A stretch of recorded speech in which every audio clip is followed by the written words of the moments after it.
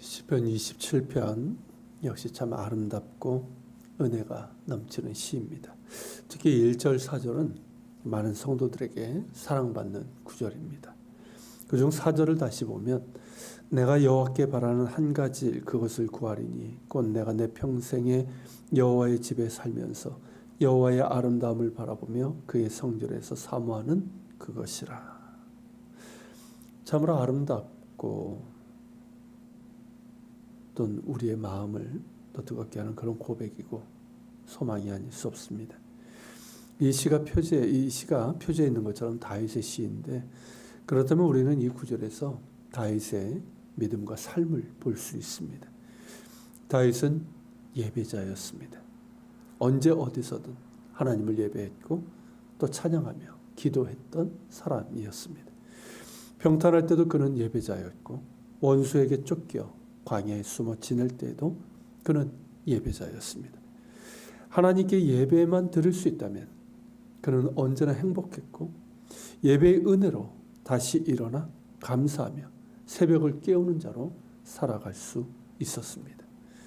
그렇게 그가 평생 원하고 바랬던 것은 왕위에 오르고 부귀 영화를 누리는 것이 아니었습니다. 그가 평생 정말 원하고 바라던 바는 4절의 고백처럼 평생에 여호와의 집에 살면서 여호와의 아름다움을 바라보며 그의 성전에서 사모하는 이것이었습니다.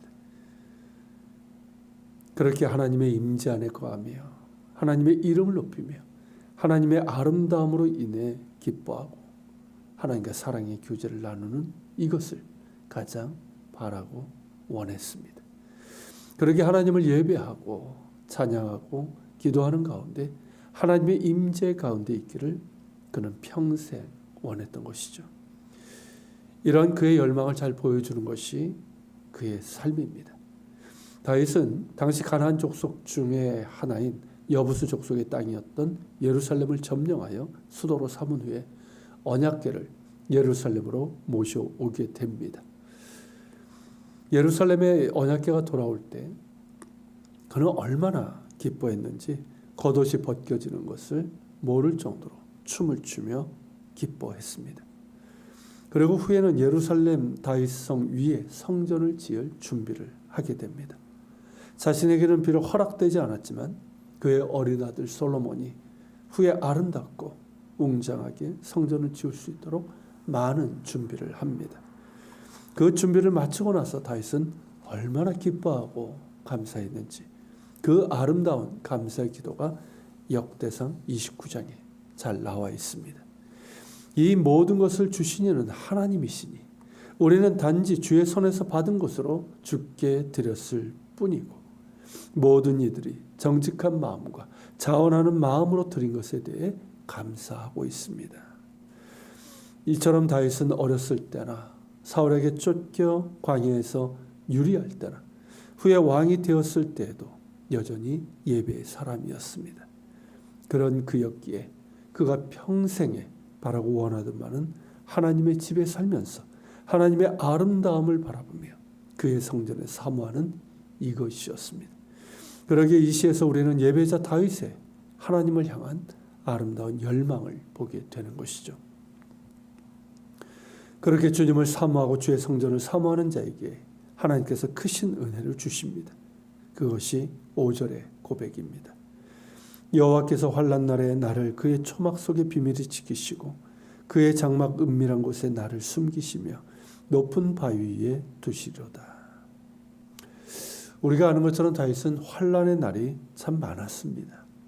그런데 그는 그 환난의 날에 하나님께서 자신을 그의 초막 속에 비밀히 지키시고 그의 장막 은밀한 곳에 자신을 숨기시며 높은 바위 위에 두셨다고 고백하고 있습니다. 무엇을 말합니까? 그는 그 환난의 날에도 하나님의 이름과 아름다움을 사모하며 기뻐함으로 예배했고 그때에 하나님의 임재가 그의 영혼을 덮었음을 말하고 있는 겁니다. 그러니 어느 곳에 있든지 평안할 수 있고 감사의 찬양이 흘러나오고 담대할 수 있었던 것이죠. 오늘 우리가 드린 찬송처럼 언제나 함께 하시는 주의 은혜가 그에게 임했던 것이죠. 이는 우리에게도 마찬가지라 믿습니다. 우리 역시 세상을 살아가면서 때로는 어려움을 겪고 환난의 날이 임하지만 그때에도 하나님을 갈망하며 하나님을 깊이 신뢰하며 하나님의 이름과 아름다움을 사모하는 자에게는 다윗에게 임했던 것처럼 하나님이 함께 하시는 은혜가 있음을 믿습니다. 이 은혜를 경험한 자는 1절처럼 선포할 수 있습니다. 여호와는 나의 빛이요 나의 구원이시니 내가 누구를 두려워하리요. 여호와는 내 생명의 능력이시니 내가 누구를 무서워하리요. 이 얼마나 힘있고 담대한 선포입니까? 비록 자신에게는 환난의 날이 임했지만 그 가운데서 그가 선포하는 것은 하나님은 나의 빛이요 구원이시요 나의 생명의 능력이시니 내가 누구를 두려워하며 누구를 무서워하겠는가 하는 담대한 선포입니다. 이러한 선포가 바로 찬양이고 예배입니다. 우리의 찬양과 예배도 이러한 담대한 믿음의 선포, 승리의 선포가 될 수 있길 바랍니다. 다윗은 이렇게 선포하고 또한 하나님의 능력으로 실제로도 그렇게 살았던 사람이었습니다. 이것이 바로 예배자 다윗의 모습입니다. 우리 역시 다윗처럼 이러한 믿음을 가지고 선포하고 그 믿음의 선포대로 이루어 주시는 하나님의 능력이 우리 가운데 있기를 바랍니다.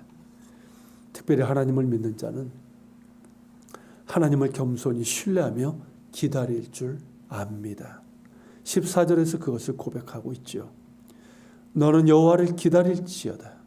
강하고 담대하며 여호와를 기다릴지어다.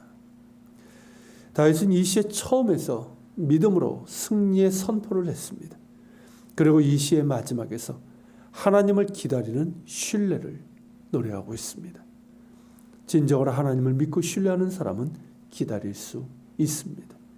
하나님을 신뢰하기에 환난의 날에도 하나님을 예배하고 하나님의 아름다움을 사모할 수 있는 것이고 하나님을 신뢰하기에 기다릴 수 있는 것이죠.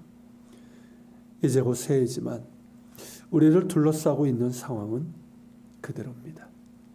여전히 기다려야 하는 상황이고 인내해야 되는 상황입니다.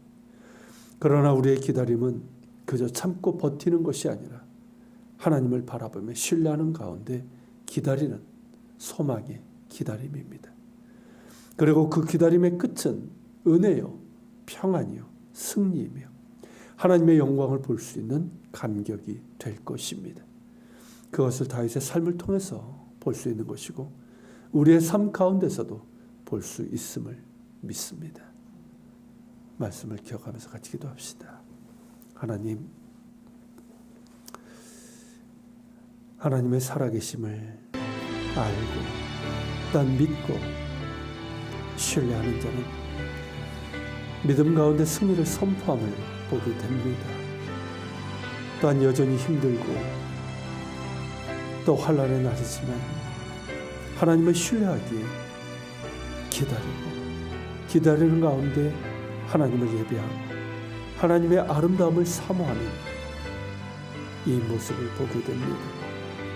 우리에게도 이런 믿음을 더욱더 허락해 주시고 더욱더 하나님을 신뢰하며 예배하며 또한 기다리는 우리의 믿음이요 삶이 될 수 있도록 특별히 하나님 새해에도 그런 믿음으로 주를 바라보며 예배할 수 있도록 우리를 붙들어 주시옵소서.